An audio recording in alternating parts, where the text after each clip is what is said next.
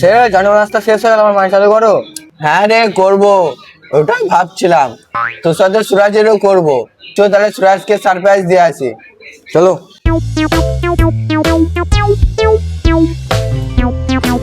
কিরে কি ভাবছিস সুরাজ?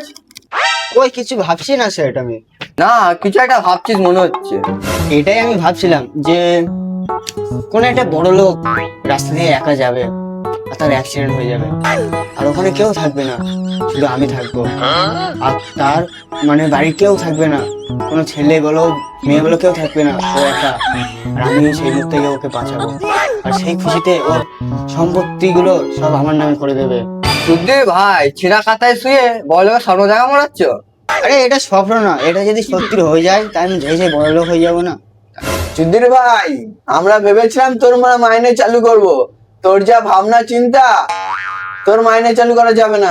সেট প্লিজ এরকম করো না সেট, তোমার পায়ে বড়ি, আমার মাইনে চালু করতে হবে। 5 বছর সুগ্রাগিরি করছি সেট, এবার আমার মাইনে চালু করে দাও সেট, প্লিজ প্লিজ সেট, তোমার খাবো, মাইনে চালু করে দাও। হ্যাঁ রে সুধীর ভাই।